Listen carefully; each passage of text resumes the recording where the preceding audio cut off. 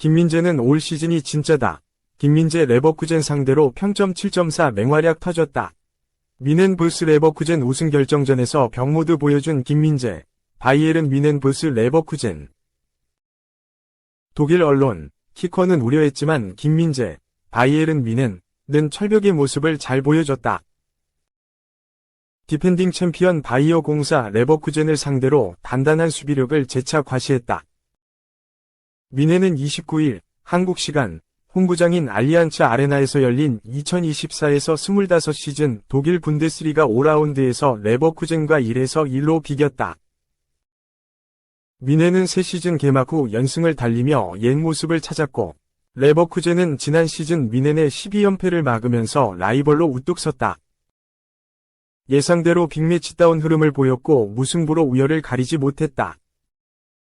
미넨은 김민재와 다요 우파메카노를 최후방에 두는 4-2-3의 1 포메이션을 내세웠다.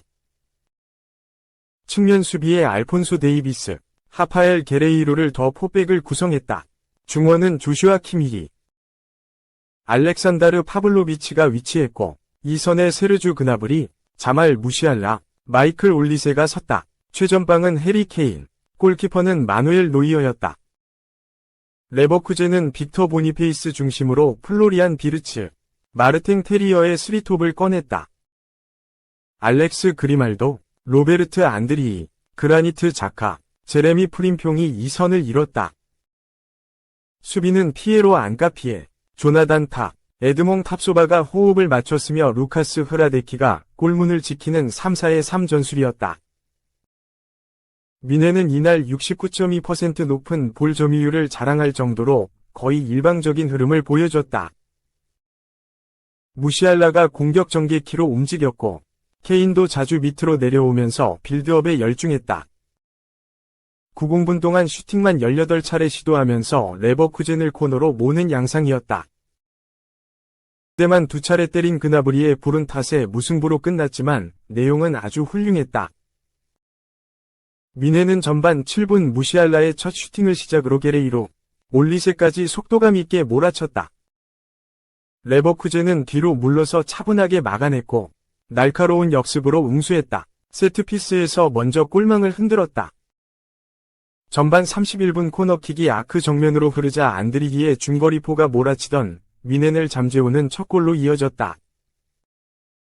일방적인 흐름 속에 실점을 먼저 한 미넨은 전열을 가다듬었고, 전반 39분 빠르게 동점을 만들었다.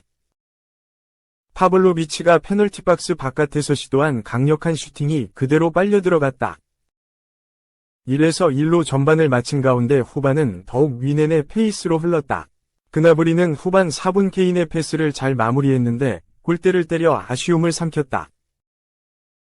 그때 불운 속에 추가 득점이 터지지 않자 공격진에 변화를 주기 시작했다.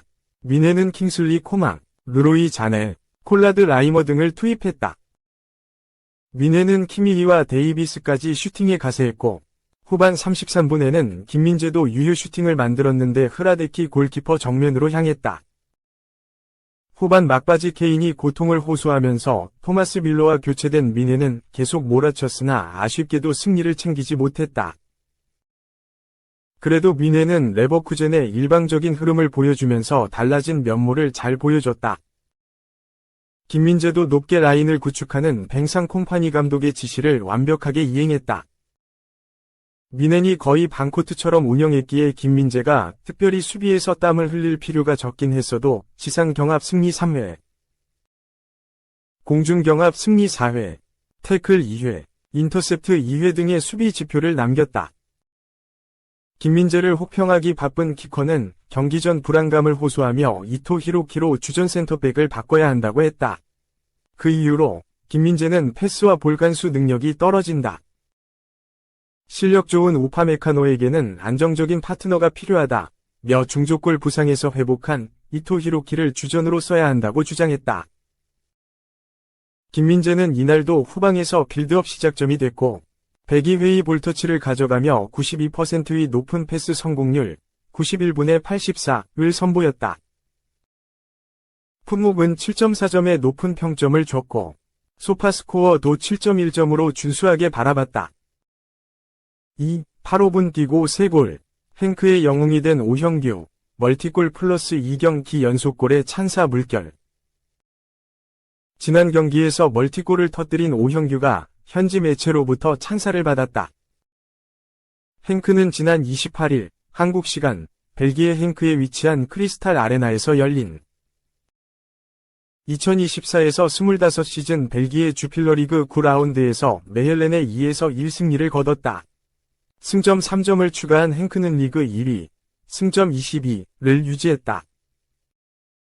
이날 오형규는 멀티골을 터뜨리며 역전승의 주역이 됐다. 이번 경기 벤치에서 시작한 그는 후반 14분 교체 투입됐다. 하지만 오형규가 들어오고 얼마 되지 않아 행크는 선제 실점을 내주고 말았다.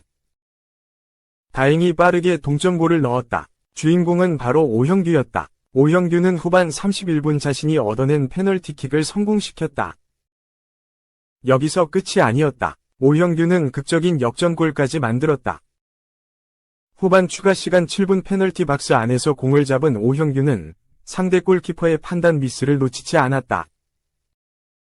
박스 안에 양팀 선수들이 많았지만 오형규의 왼발 슈팅은 그대로 골문에 꽂혔다. 행크는 오형규의 활약에 힘입어 2에서 1 역전승을 기록했다. 2001년생인 오형규는 수원 삼성 유소년 출신이다.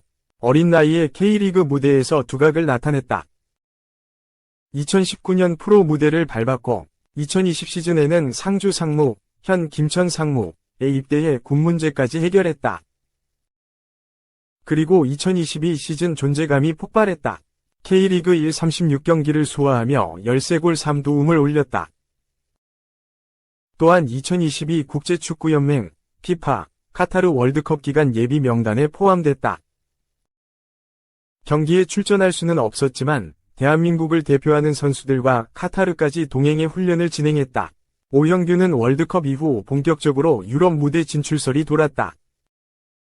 오형규를 원했던 팀은 셀틱이었다. 셀틱은 1월 이적 시장을 통해 공격수 보강을 추진했고 아시아 시장으로 눈을 돌렸다.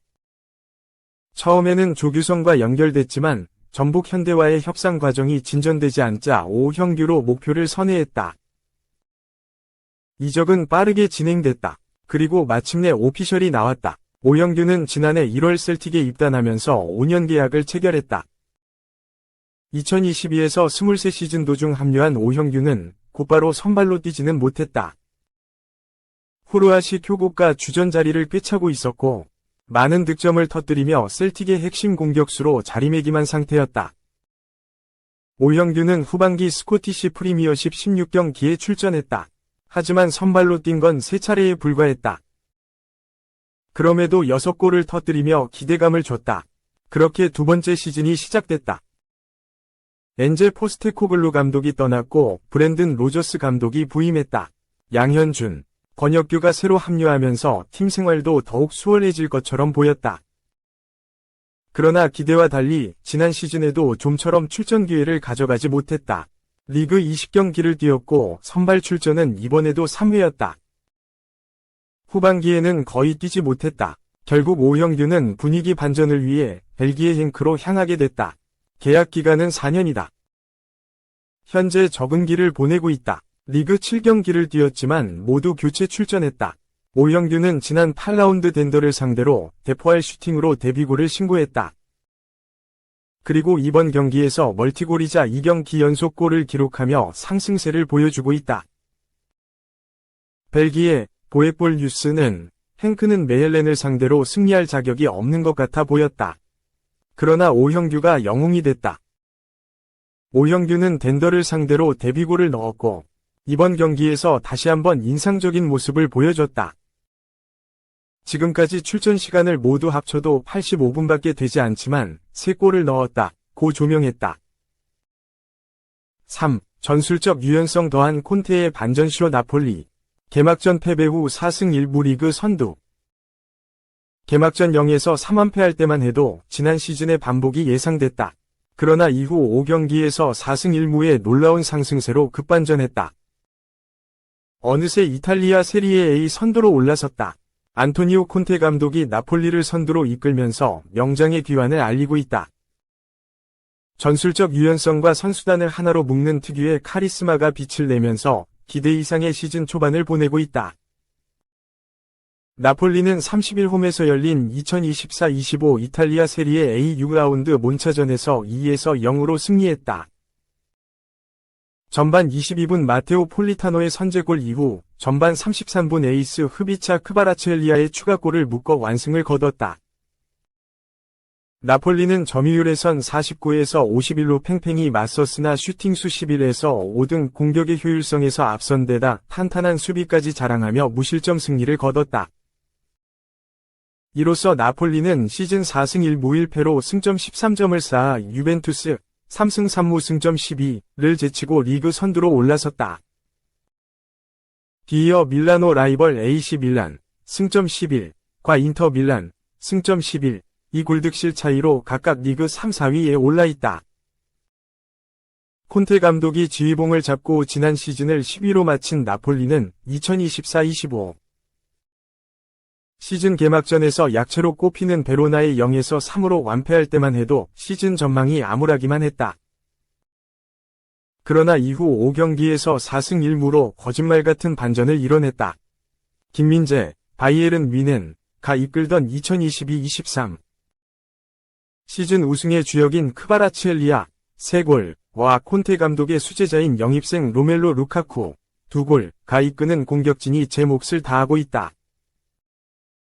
빅터 오시멘, 갈라타사라이과 피오트르 지엘린스키, 인터밀란가 떠났지만 루카쿠를 비롯 스콧 맥토미니, 빌리 길모어 등 이적생들이 순조롭게 팀에 녹아들면서 시너지 효과를 내고 있다. 무엇보다 지난 시즌 흐트러졌던 조직력과 위닝 멘털리티가 살아난 게 고무적이다. 과거 유벤투스와 인터밀란에서 세리에 A 우승을 일궜던 콘테 감독 특유의 팀 장악력과 카리스마가 살아났다는 평가가 나온다. 더불어 스리백만 고집했던 기존 전술에서 4-2-3-1, 4-4-2등 포백까지 운영하는 전술적 유연성도 더해지면서 시즌 초반 반전을 이뤄내고 있다. 이탈리아 매체 코리엘의 아주로는 이날 선수들에게 적응할 수 있는 감독 콘테라는 제야의 기사에서 확 달라진 콘테 리더십을 조명했다. 이 매체는 콘테는 항상 이탈리아 축구에서 가장 카리스마 있고 준비된 코치 중 한 명이다.